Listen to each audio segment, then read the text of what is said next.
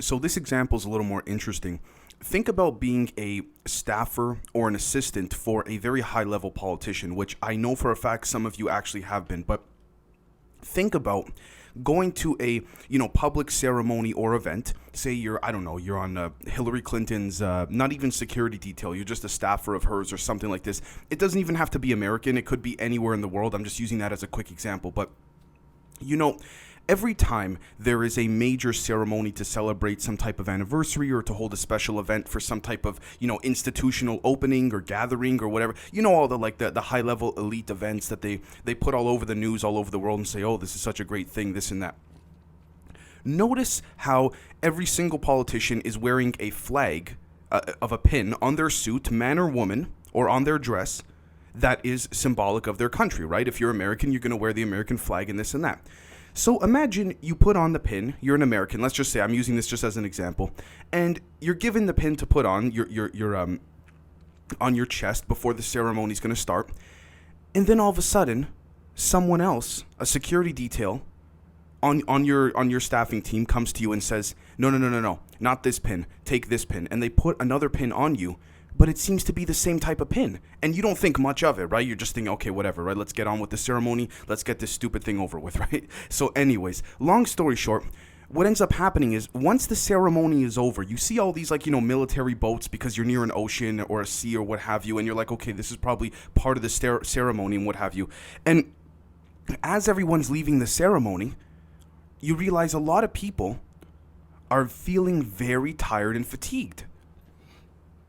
And then as you're leaving and you're getting into your car or whatever in the security detail, you hear other people saying, holy shit, man, I'm super tired. I don't know why, this and that. Now, before I go on, I just want to say that will come full circle by the end of this episode, and you'll see exactly what I'm talking about. But I do want to give a special shout out to Joseph and Brandon, as well as Lena. To all three of you, thank you so much for watching the show, and thank you so much with some of the research that you've been sending me as well. I really do appreciate that, and more shout outs will be coming tomorrow as well too, and in the following days as well. I promise you, as always, I will get to everybody. With that being said, I also do want to mention as well, we do have a Patreon. It does help support the show. It's basically what keeps the show alive in a lot of different ways. We talk about a lot of things that I cannot discuss publicly that I really wish I could, but on top of that, we analyze very rare footage and things like this, and we tie it into a lot of things that I would definitely get banned for publicly. But anyways, let's get into it. Project Metacosm, extorting public tribunals for S.E.L.E.N.E Extraction. Now you might be saying, okay, hold on, what does that even mean? Let's just break this down very simply, as we always do. First off, if you type in, what does Metacosm mean? You're going to find, not even on Wikipedia, it doesn't even really exist. You're going to find here,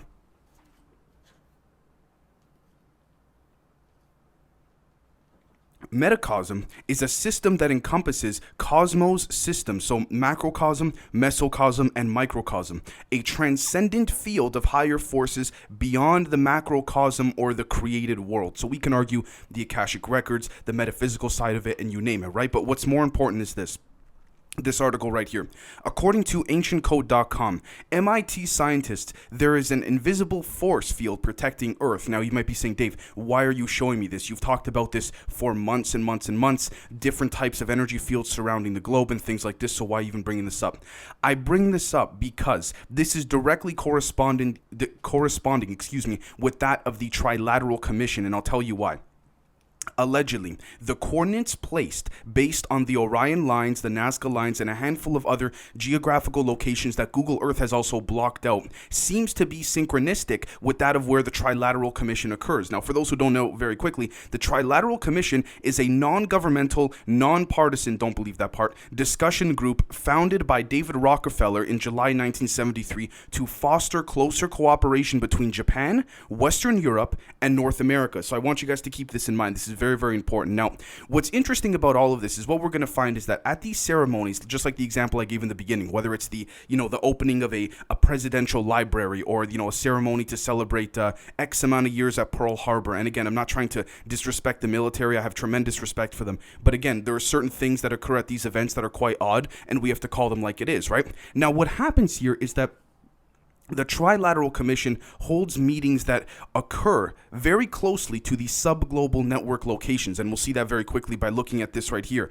alienresearchfederation.wordpress.com. Notice some of the coordinates of different places, like Arizona mountains, or the Munns Park, Arizona, or many different places, all, California, and these are all in facilities that are directly perpendicular to where certain meetings take place within the Trilateral Commission, which geographically seems to be a bit too coincidental, but that's not even the best part here. So let's take a look very quickly at this right here. According to UFO sightings hotspot.blogspot.com, not exactly a mainstream media website, but this is going to come full circle, UFO disc coming out of jump gate in space. Now take a look at some of these images, guys. All right? Now, it says here, more of these strange lights have been captured on the ISS live feed the last few days. Could it be that these flashes are jump gates or wormholes from which UFOs emerge? Now, take a look very closely at this picture right here. Don't you see a face, a bit of a humanoid structure, the eyes there with the nose, right? And then you see the shoulders coming down there, which is quite peculiar and interesting, but that's not even the point here. The point here is this. The reason for these ceremonies to take place is that people who are not wearing a specific type of pin are the ones that are actually having their energy drained through ether usage that actually allows for different organ frequencies to emit this type of weaponized system. Now, you might be saying, Dave, what type of weaponized system are you talking about? Let's take a look here very quickly.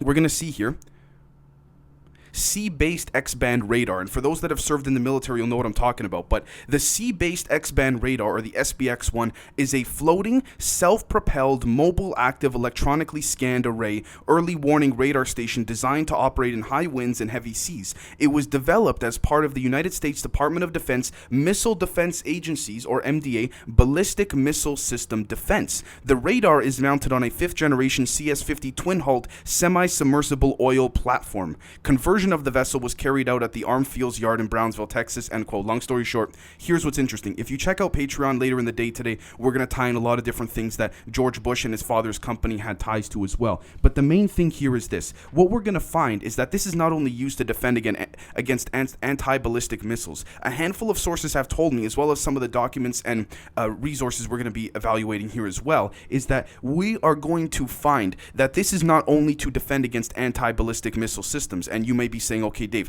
how do you know this and what have you? So let's work our way into it very steady but appropriately. So let's take a look here.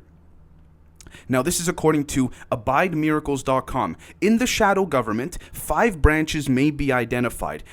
These branches are the executive branch, the intelligence branch, the war department, the weapons industry branch, and the financial department.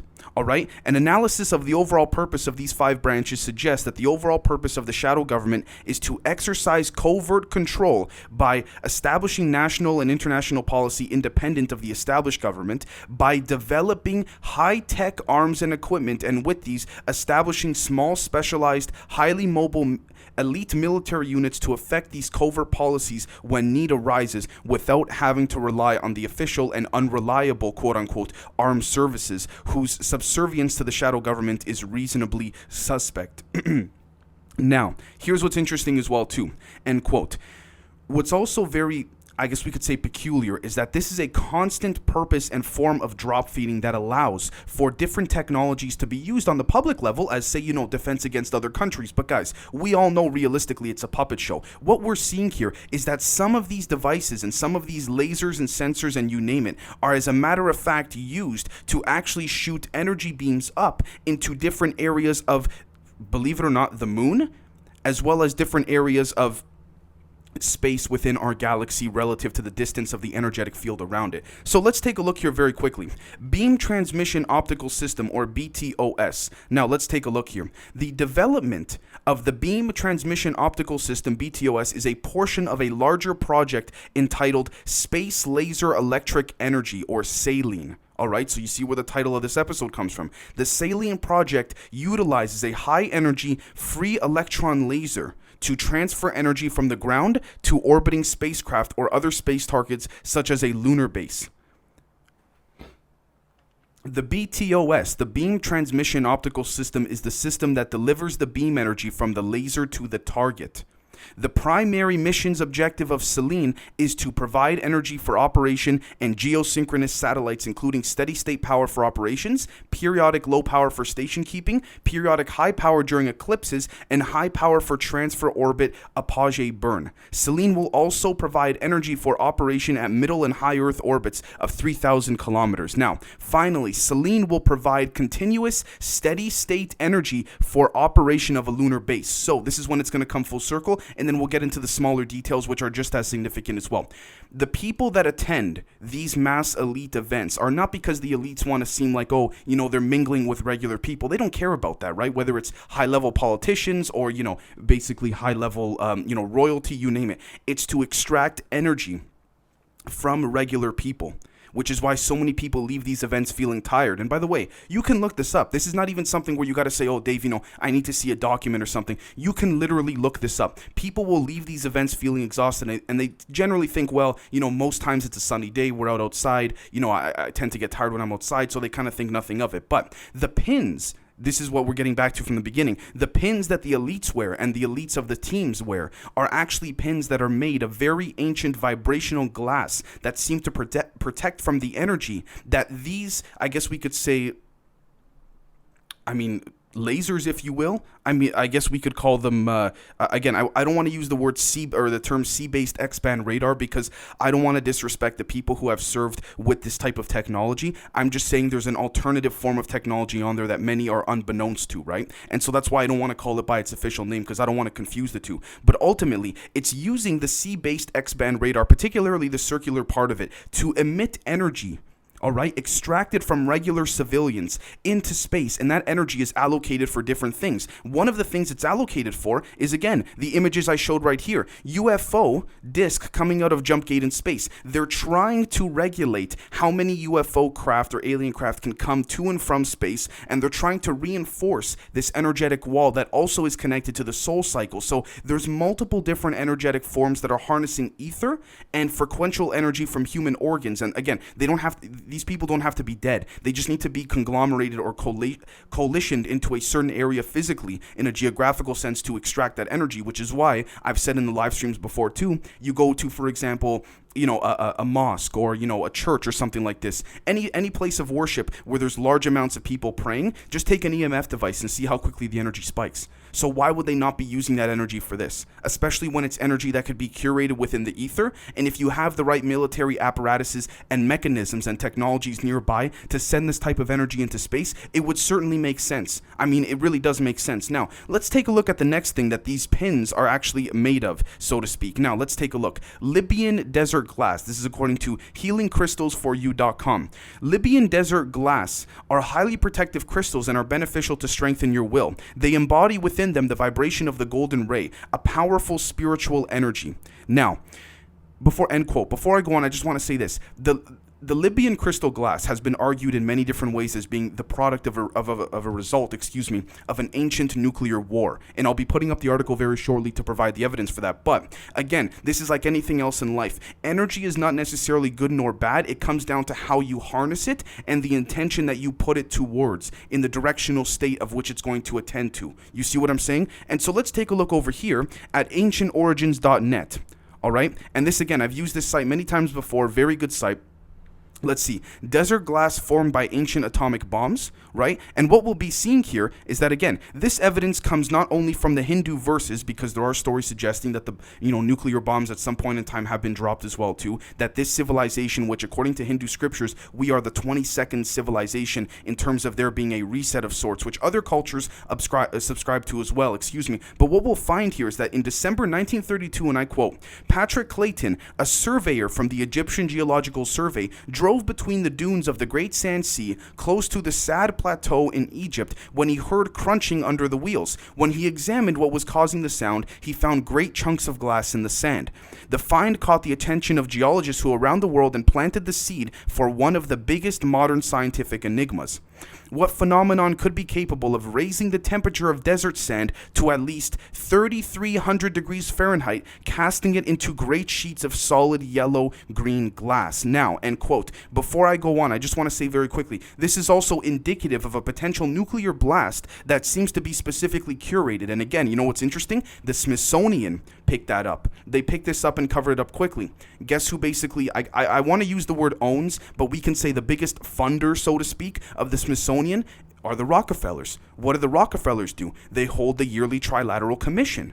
Interesting, right? And the Trilateral Commission allegedly takes place, again, close to the Orion lines, the Nazca lines. It takes place next to many different areas as well, too, that seem to encompass and embody the appropriate geological or geographical coordinates that Google Earth coincidentally blocks out. You know what I mean? Every single year, there's a different set of coordinates being blocked out. Why? Could that be a double psyop for where another meeting is really taking place? It's possible. You're going to see in Patreon later on today in the episode that we discuss that it's very possible they attend meetings in nuclear submarines, and a lot of it actually has to do with a connection to the subglobal system or the deep underground military bases within things like the Bilderberg Group or the Trilateral Commission, or you name it, right? And so the reason for all of this, too, is that humans and Nordics, basically, within the alliance of a handful of other races, too, are trying to tighten up the space border or protection field with China and Russia, which is why politically on the front end, this whole thing with, the Uyghur genocide in China, which is really going on, by the way, is actually being covered up, and kind of just, the U.S. is saying, well, what can we do exactly? Because realistically, China's got, some economic pull over us quite a bit. That's the public end. That is true, but that's also the front end public part of it, too, to make excuses and to say, well, we have to be very careful of this and you name it, right? Now, the next thing I want to point out too is that I find this very interesting, and I spoke about this last summer, if I'm not mistaken. And I quote, this is from exopolitics.org. New evidence emerges that Monroe planned to reveal JFK saw crashed UFOs. Now, I can talk about the documents. Marilyn Monroe, allegedly she was actually murdered because John F. Kennedy took her to a U.S. Air Force base, where he then showed her reverse-engineered craft. But here's the thing. What's more important about that was Marilyn Monroe was allegedly going to hold a press conference to expose UFOs, which is why JFK's brother allegedly had her killed. But here's the thing as well. She was going to expose something more than that, because it would have been 50-50 for people to say, well, oh my gosh, the flying saucer. Mind you, Roswell happened only a handful of years prior, like a decade or so earlier, so maybe it was still fresh within the Western society's mindset. But the point here is this. She was going to talk about, as the document references here, if you can get close enough to read it, she was going to talk about how every time she visited this Air Force with Jack Kennedy, with JFK, the president, she had to put an American pin on,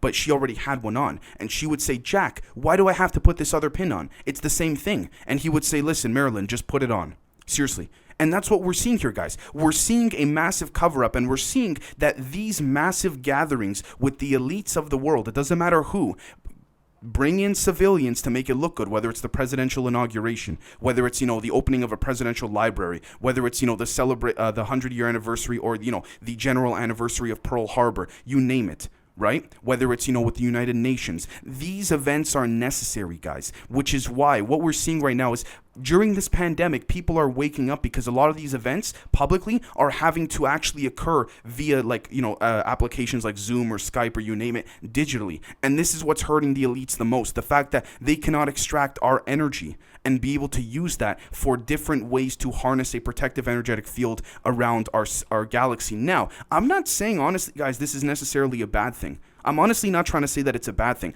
All I'm saying is that what right do they have to extract our energy without us knowing about it? You see what I'm saying? And so ultimately, it's kind of like, look, we have to look at the different, I guess we could say,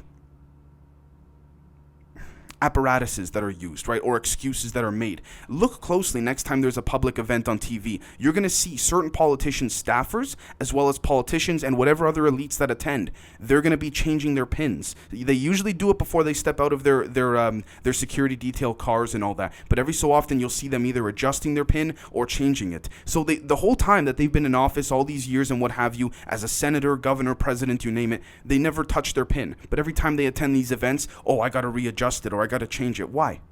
You see what I'm saying here? And clearly the evidence is right in front of us to suggest that this may in fact be the case. So I want you guys to let me know what you think. Hopefully I explain this as clearly as possible. Again, they're extracting the energy from those who are not wearing a particular pin with that Libyan Sorry, excuse me. Did I make a mistake on that? My apologies.